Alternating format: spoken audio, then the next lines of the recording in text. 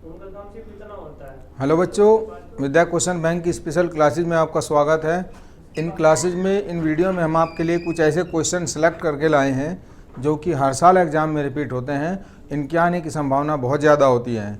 इनको आप अच्छे से समझेंगे और लिखने की प्रैक्टिस करेंगे तो आप क्वेश्चन अच्छे से मार्क्स जो है बहुत ही अच्छे प्राप्त कर सकते हैं। पहला क्वेश्चन है हमारा, जीव मंडल की परिभाषा दीजिए। जीव मंडल के कौन कौन से 3 प्रमुख भाग हैं? तो जीव मंडल क्या होता है? वो क्षेत्र होता है जहाँ पर पृथ्वी के ऊपर जो वायुमंडल होता है जिसके अंदर जीवधारी पाए जाते हैं उसको बोलते हैं जीव मंडल। और इस जीव मंडल के अंदर ऊर्जा एवं पदार्थों का निरंतर आदान प्रदान जो होता है जैविक और अजैविक घटकों के मध्य में चलता रहता है। ये जीव मंडल जो होता है लगभग 14 से 15 किलोमीटर तक का फैला हुआ होता है। लगभग 14 टू 15 किलोमीटर तक फैला हुआ होता है।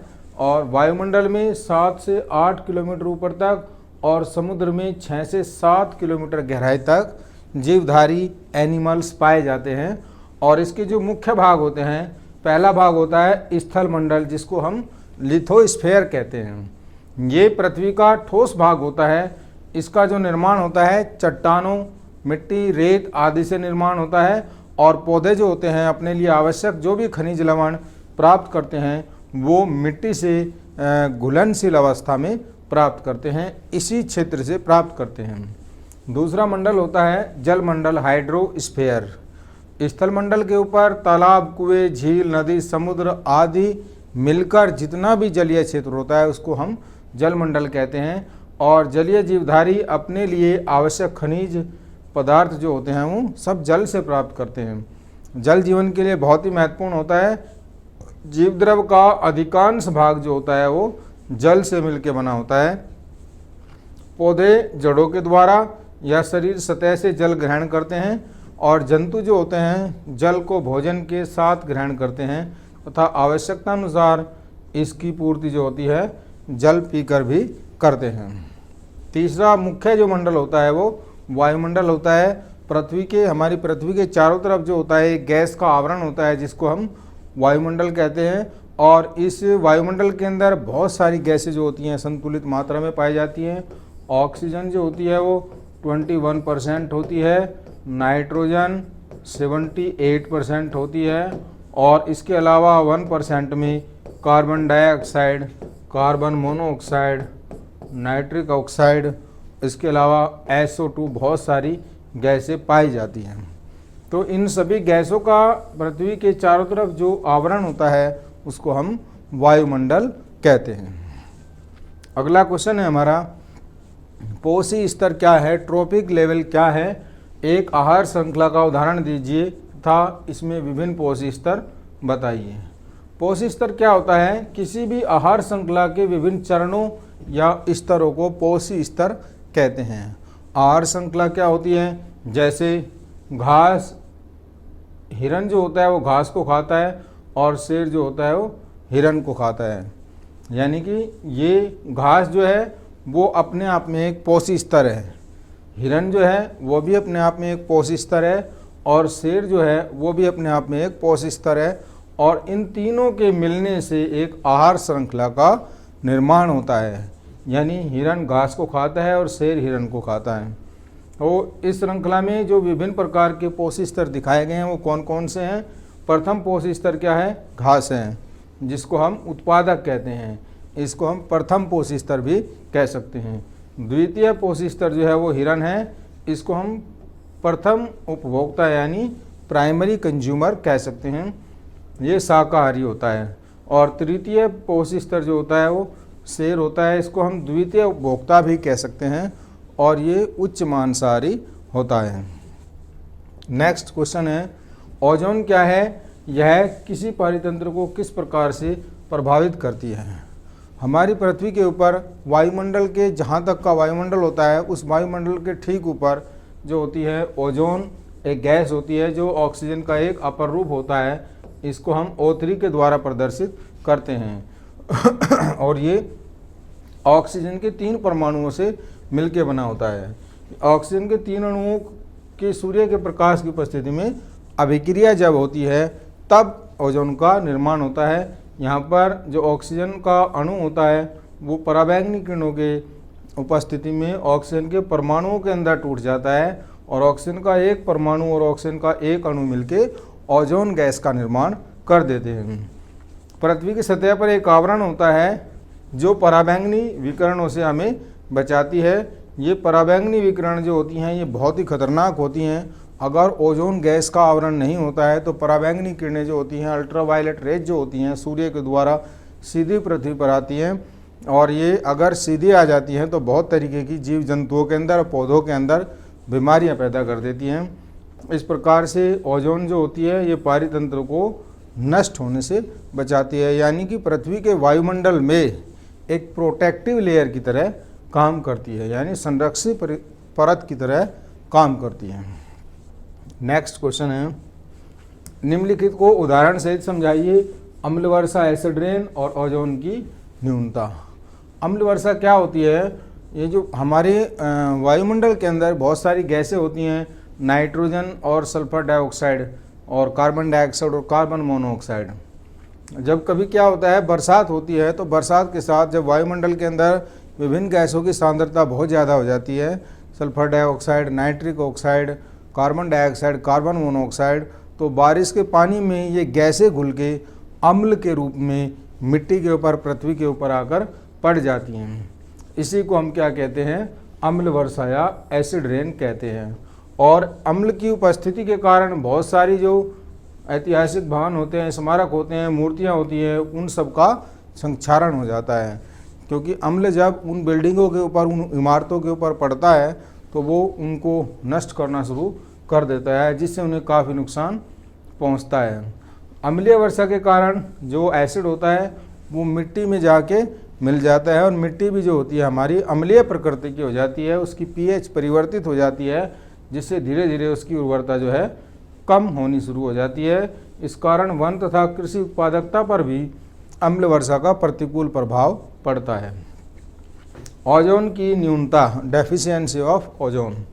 रेफ्रिजरेटर, अग्निशमन यंत्र एवं एरोसोल स्प्रे में उपयोग करने वाले जो क्लोरोफ्लोरोकार्बन होते हैं, ये सभी कार्बन जो होते हैं CFC, ये कंपाउंड वायुमंडल में उपस्थित ओजोन परत को नष्ट करना शुरू कर देते हैं।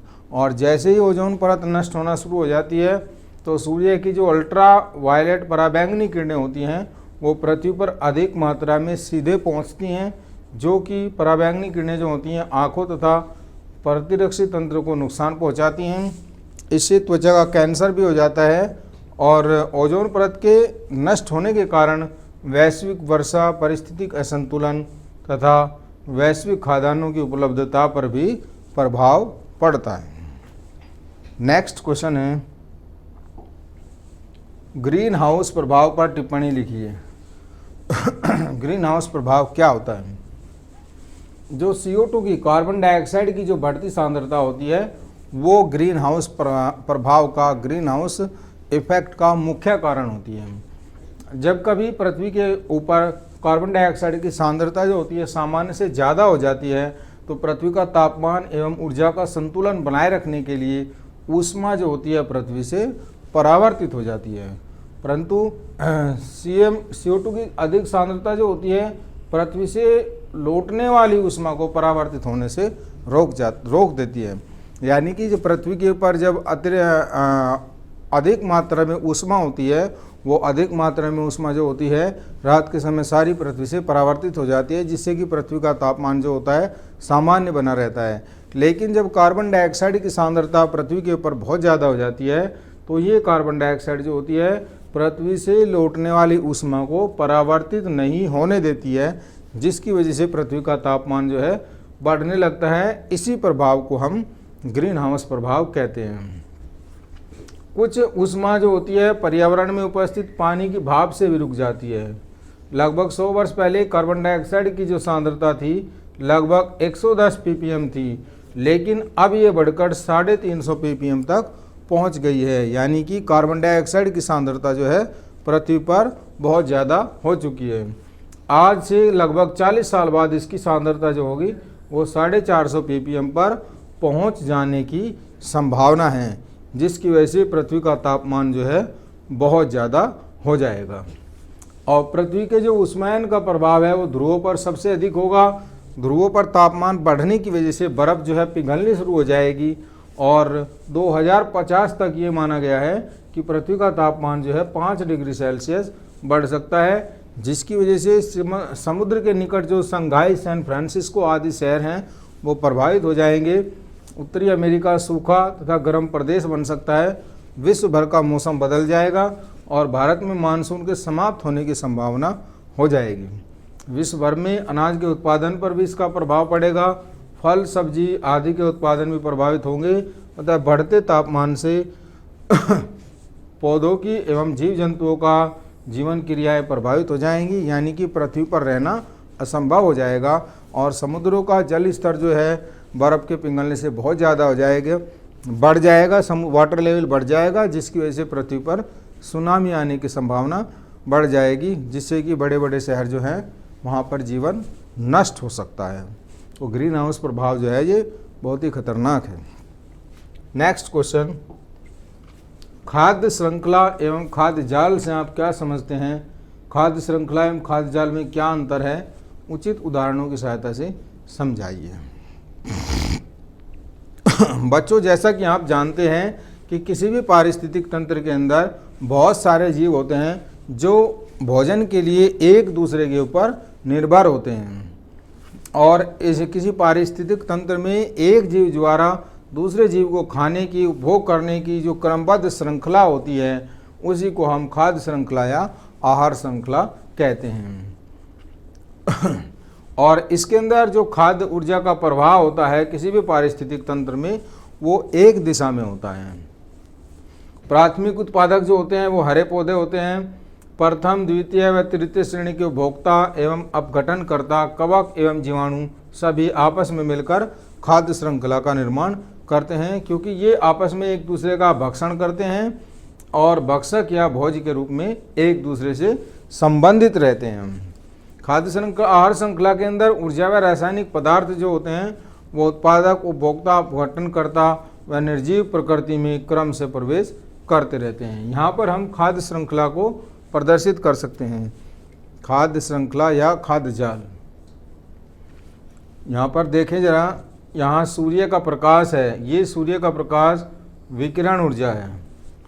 यहाँ से ये सूर्य का प्रकाश जो है हरे पौधों के द्वारा ग्रहण किया जाता है, जिसको हम हरे पौधों को हम प्राथमिक उत्पादक कहते हैं।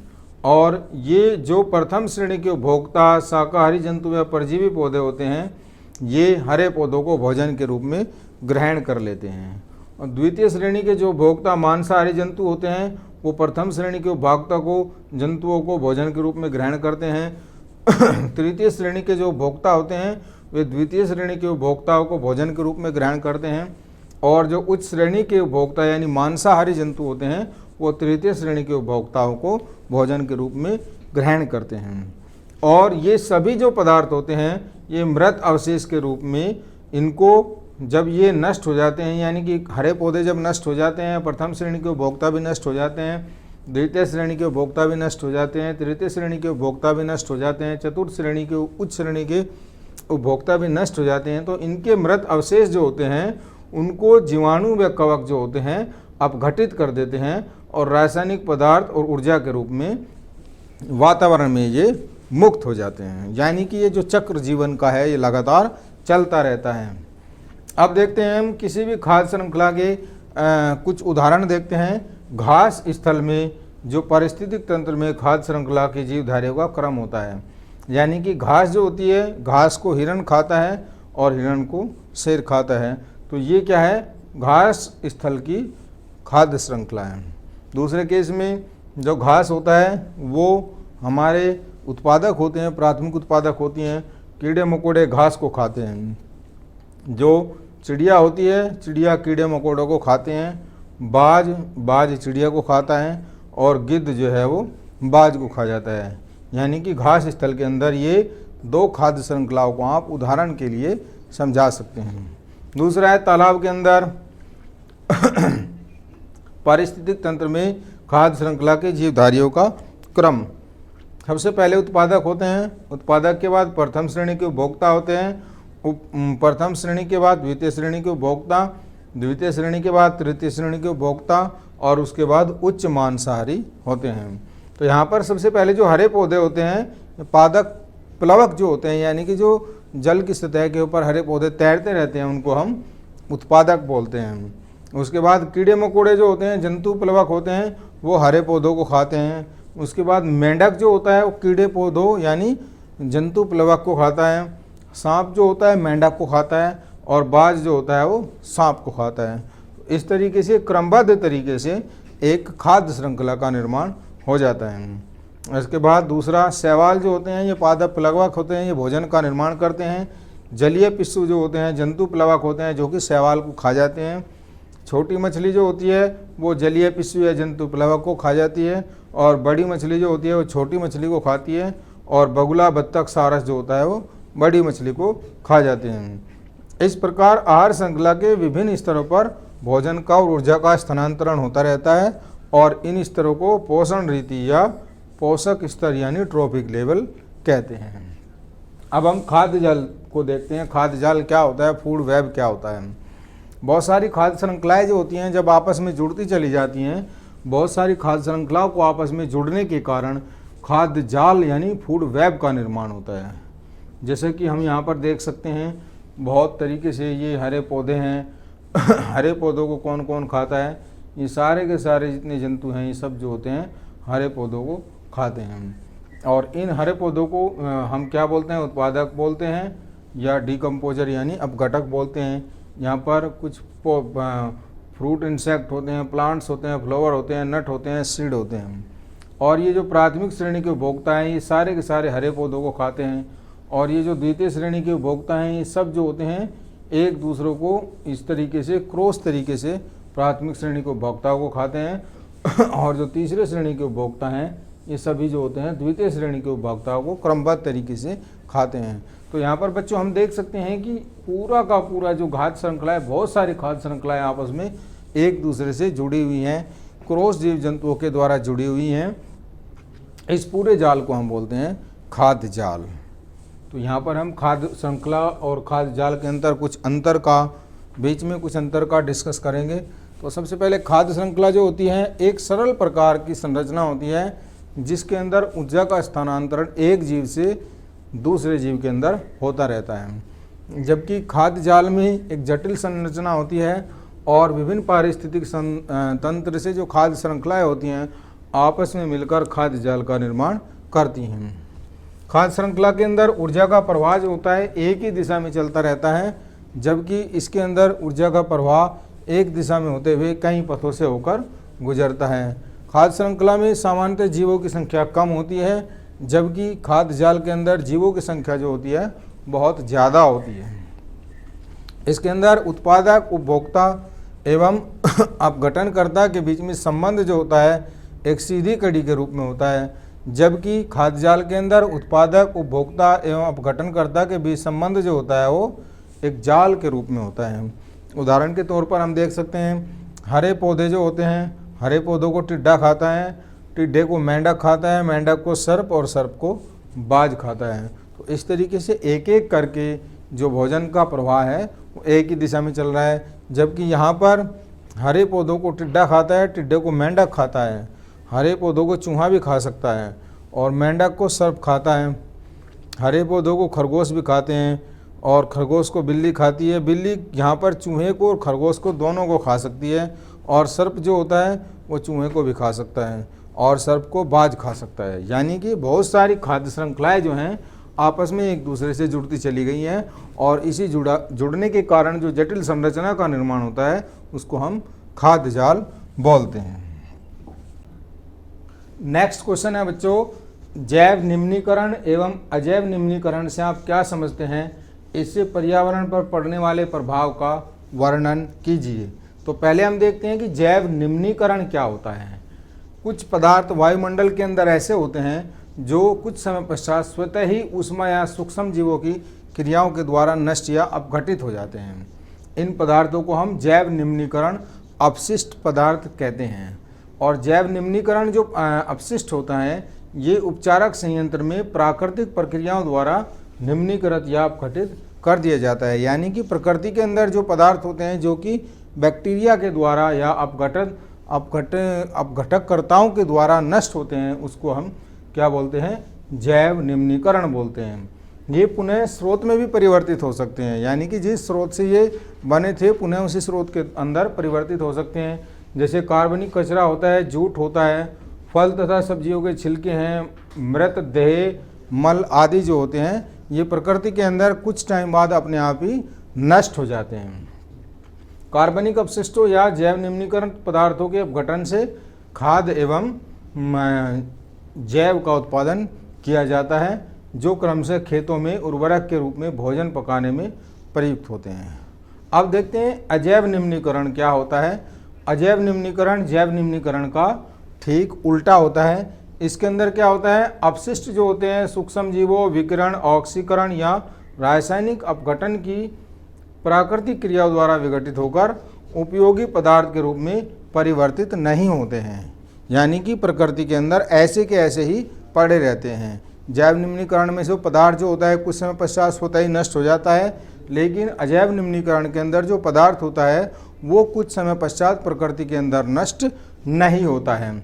जैसे कांच होता है, प्लास्टिक होता है, BHC होता है, DDT होता है, डिटर्जेंट होता है, ये प्रकृति के अंदर ऐसे ही पड़े रहते हैं और हमारी प्रकृति के अंदर मिट्टी एवं जल को प्रदूषित करते हैं, जिससे वायुमंडल जो होता है और जीवमंडल जो होता है वो नष्ट होता है। जीवों को बहुत ज़्यादा हानियाँ इनसे होती हैं।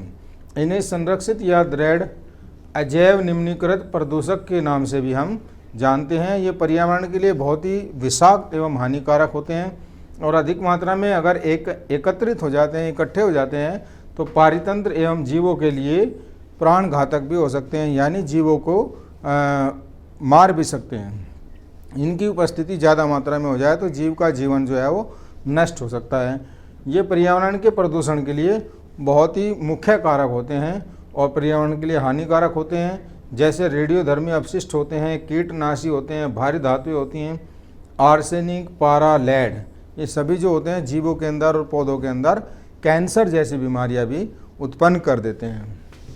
जैव निम्नीकरण पदार्थों के क्या क्या प्रभाव होते हैं? सबसे पहला होता है कि जैव निम्नीकरण पदार्थों का जब अपघटन होता है तो उनमें से तीक्ष्ण दुर्गंध वाली गैसें निकलती हैं। औद्योगिक अपशिष्टों को मृदा में दबाने से मिट्टी की जो उर्वरक क्षमता होती है वो कम हो जाती है, जिसकी वजह से फसलों का, दालों का एवं फलों का उत्पादन जो है बहुत ही कम हो जाता है। बहुत ही मात्रा में इन पदार्थों के इकट्ठा होने के कारण बहुत सारे रोगजनक मक्खियाँ या मच्छर उत्पन्न हो जाते हैं जो लोगों को बीमार कर देते हैं। और अजैव निम्नीकृत पदार्थों के प्रभाव क्या क्या होते हैं उनको भी देख लेते हैं। कीटनाशकों को जब लंबे समय तक अपघटित नहीं होते हैं तो ये मृदा में आ जाते हैं और वायु से आहार श्रृंखला में प्रवेश कर जीवों को नुकसान पहुंचा देते हैं। रेडियोधर्मी तत्व एवं जल भारी धातु के साथ एकत्रित होने के कारण मानव समेत सभी जीवों के लिए प्राण घातक हो सकते हैं और ये जल को प्रदर्शित कर जलीय परितंत्र को नष्ट कर देते हैं। धन्यवाद।